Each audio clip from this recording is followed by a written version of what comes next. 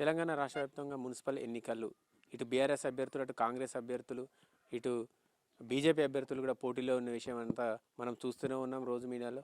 So ఈ నేపథ్యంలో మనము దుబ్బాకలోని గాడి స్వాతి దయాకర్ ఒక రైతు బిడ్డ మనతో ఉన్నారు. తాను కూడా రాజకీయాల్లోకి వస్తానని మార్పు చూపిస్తానని చెప్పి మాట్లాడుతూ ఉన్నాడు. సో చెప్పండి, ఏ ఉద్దేశంతో రాజకీయాల్లోకి వస్తున్నారు మీరు? సార్, మన మోటో వచ్చేసి మనం మొదటిసారి వస్తున్నాము. మన మోటో వచ్చేసి క ఈ ఈ ఇప్పటిదాకా ఉన్నటువంటి ఏదైతే ఈ మందు మనీ వంచి ఎలక్షన్ చేయాలనేటువంటిది ఏదైతే ఉందో దాన్ని పూర్తిగా మార్చాలి. ఆ, కేవలం అభివృద్ధి ఉండాలి, సంక్షేమము అభివృద్ధి అనేటువంటిది ఉండాలి.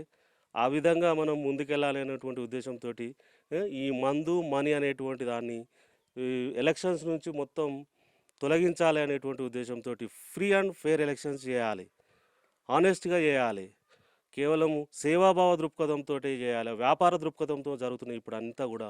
ఆ, అంటే ఈ 10 రోజులు సాది, ఈ 10 రోజులు 15 రోజులు ప్రజలను సాది, ఆ తర్వాత మిగతా 4 సంవత్సరాల 355 రోజులు మనల్ని బానిసలుగా చూస్తున్నారు, అడిగే అవకాశం కోల్పోతున్నారు.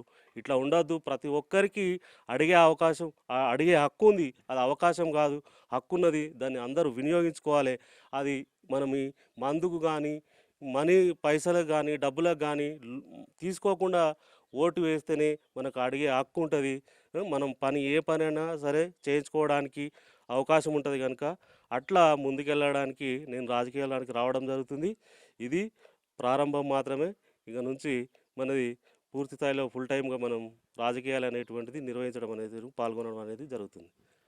సో ఇప్పుడున్న పరిస్థితుల్లో చూస్తే మీరు అన్న మందు మద్యం అట్లాంటి ప్రలోభాలు లేకుండా కూడా ఓట్లు పడే అవకాశం కూడా లేదు. ప్రజలు కూడా అట్లనే ఉన్నారు. సో ఇప్పుడున్న ఈ సమాజంలో ఇట్లాంటి ఉన్న ఈ సమాజంలో ఈ మార్పు అంటారు ఎట్లా తీసుకొస్తారు మార్పు? ఇది మార్పు అనేది ఒక్కసారి వచ్చేది కాదు, ఒకేసారి. నాకు కూడా ఇప్పుడేదో మొత్తం అయిపోతుంది, అంతా మనకు వచ్చేస్తుంది ఒకటేసారి, నేను 4 సార్లు తిరిగితే వచ్చేస్తుంది అనే ఉద్దేశంతో కాదు. మార్పు వచ్చే వరకు ఏదైనా సరే, బండ అయినటువంటిది అయినా సరే, మనం మామూలుగా మనకు తెలిసి ఉంటుంది, చాలామందికి ఇళ్ళల్లో బాయిలు ఉంటుంది, చేద బాయిలు ఉంటుండే. మనం చేదుతున్న కొద్దీ బండను చూసే తాడు తలిగిన కొద్దీ బండ నున్ను పెక్కుతుంది కదా. బండ అనేది ఒక తాడు, బండకు తాడు తలిగితేనే బండ నూనె పెక్కుతుంది. రోజు తలుగుతూ ఉంటే, పొద్దున్న సాయంత్రం చేస్తూ ఉంటే బండ నునుపు అవుతుంది, గరుకుగా ఉన్నది బండ నునుపు అవుతుంది. అటువంటిది మనుషులము, మనం ఖచ్చితంగా మారుతారు. మనము ఆ మార్పు వచ్చే వరకు ప్రయత్నం చేస్తూనే ఉంటా, అలుపెరుగని పోరాటము చేస్తూనే ఉంటా మార్పు వచ్చే వరకు. అది అట్లా ముందుకెళ్ళడం అని. సో ఇదంతా చెప్తున్నారు కరెక్టే. మీరు ఇప్పుడు అంటే మీరు ప్రచారంలో భాగంగా మీరు ఇట్లాంటి ఏవి పెట్టుకోకుండా ప్రచారానికి వెళ్తున్నారు. మీరు ప్రచారానికి వెళ్ళినప్పుడు మీ ఊళ్ళో అంటే మీ వార్డు సభ్యుల నుంచి ఎట్లాంటి స్పందన ఉన్నది? ఇప్పటికైతే మంచి స్పందననే ఉన్నది. ఎందుకంటే మనము అంటే అంటే చాలామందికి మనకు తెలిసి ఉంటుంది. ఎందుకంటే మనము అటు పాల కేంద్రం మెయింటైన్ చేస్తుంటాము. ఇంకోటి మనము బీట్లో కూడా చేసినాము. అందరికీ సుపరిచితుని మేమిద్దరం కూడా చేసినాము. ఆ బీట్లా సుపరిచితులము. అందరు కూడా సరే బిడ్డ చేద్దాం, మార్పు తేవాలి, ఎప్పుడు ఇచ్చిన వాళ్ళకే ఇవ్వాలన్నా అనేటువంటి ఆలోచన ఉన్నది. ఆ ఆలోచనని ఇంకా పదునెక్కించేటి వాళ్ళ మైండ్లో మంచిగా గట్టి ముద్ర వేసి మంచి మన మేనిఫెస్టో కూడా మేము తయారు చేసుకున్నాం మేము.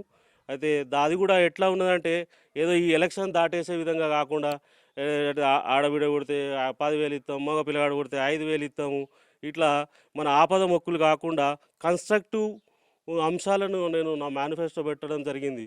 అంటే అవి ఏంటి అంటే, నాణ్యమైనటువంటి సీసీ రోడ్లను నిర్మించడం అనేటువంటిది జరుగుతుంది.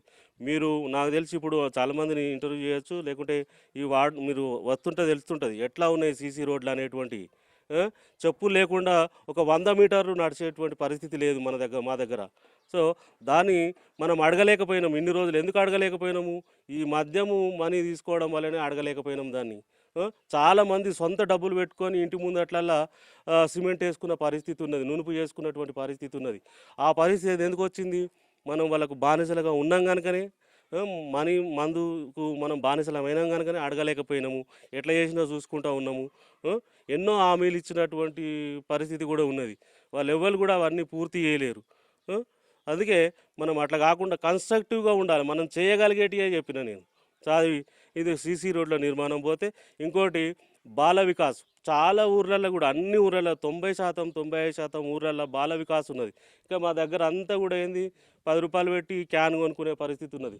అట్లా ఉండొద్దు. అందరికీ ఆ, కార్డు సిస్టమ్ పెట్టేసి అన్ని ఊర్ల లెక్క కూడా బాల వికాస్ అనేటువంటిది నిర్మాణం చేపడతామని చెప్పినాము. అది అసాధ్యమైతే కాదు అది. సాధ్యమయ్యేటువంటి పని. ఇట్లా ఇంకొకటి వార్డు వెహికల్ అనేటువంటిది ఒకటి మంచి ఆలోచన చేసి పెట్టినాము. ఎందుకంటే వార్డు వెహికల్ ఇంతకుముందు మనకు హెల్త్ ఎమర్జెన్సీ అనేటువంటిది ఉంటుంది. ఆటోల కోసం వెయిట్ చేయడం కావచ్చు, లేకుంటే 108 మండలికి ఒకటి ఉంటుంది, ఏదో పోలీస్ స్టేషన్ ఉంటుంది, అది ఎక్కడో ఉంటుంది. సమాంతరంగా మనకు ఇంకో ఇన్సిడెంట్ జరిగితే అక్కడికి పోయి ఉంటుంది, అక్కడి నుంచి ఇక్కడికి వచ్చేసరికి లేట్ అయ్యే అవకాశం ఉంటుంది. అది నా సొంత ఎక్స్పీరియన్స్ నుంచి పెట్టినటువంటి ఆలోచన వచ్చింది అది. ఎందుకంటే మా తాత బాగలేనప్పుడు కడుపు నొప్పితో బాధపడుతున్నప్పుడు మేము ఆటో కోసం ఆ ఆవేశంలో నాకు అంటే తొందరపాట్లో నాకు ఆలోచన రాక 108 వేయలేదు. ఆటో కోసం వెయిట్ చేయాల్సి వచ్చింది. ఒక అర్ధగంట గంట సేపు వెయిట్ చేయాల్సి వచ్చింది రాత్రి 7-8 గంటలకు. సో ఆ ఆటోని తీసుకొని నేను ముస్తాబాద్ నుంచి సిద్దిపేట వెళ్ళే దారిలో ఇక్కడ గాడిచెర్రపల్లికి వచ్చేసరికి ఆయన మరణించడం జరిగింది. అది నన్ను బాగా కలిసివేసింది. దానికి ఏం చేసిన అంటే దాని నుంచి వచ్చింది ఈ ఆలోచన. వార్డు వెహికల్ అనేటువంటిది ఉండాలి. ఆ అవకాశం ఎవ్వరికి రావద్దు అట్లాంటిది.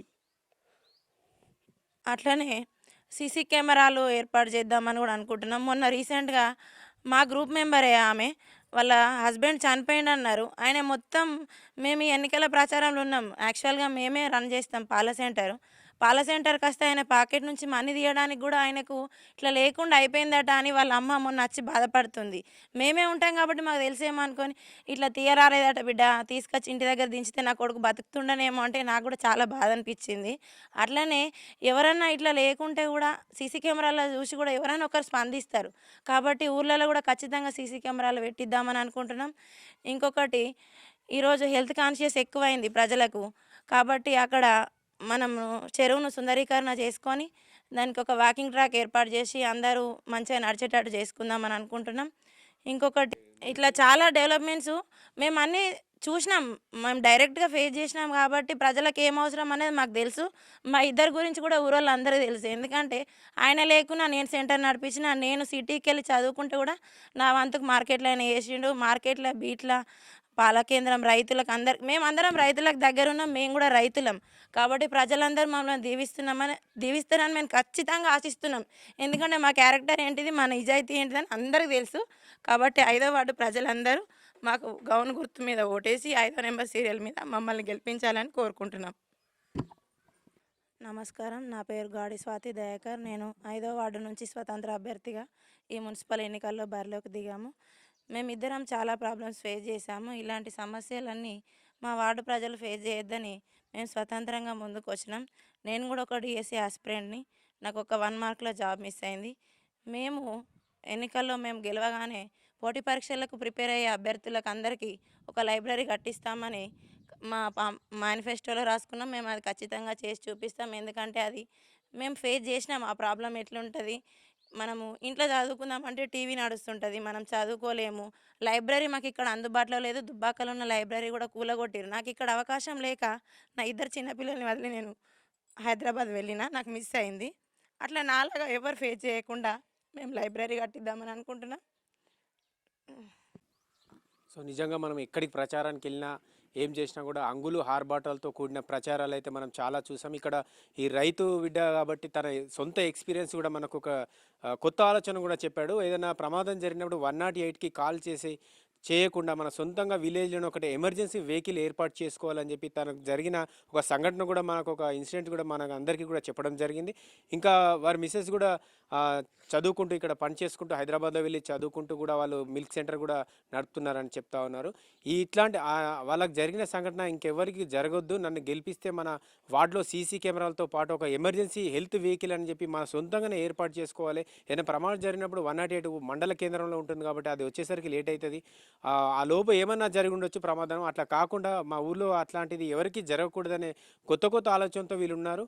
సో ఈ 4వ వార్డు ప్రజలు కూడా వీళ్ళందరికీ సార్ 5వ వార్డు ప్రజలు కూడా వీరందరికీ ఓటు వేస్తారని చెప్పి వీరంతా ఆశిస్తున్నారు. మనం కూడా ఆశిద్దాం. వీరు ఇట్లాంటి వాళ్ళు కూడా రాజకీయాల్లో రావాలని మనం కూడా ఆశిద్దాం.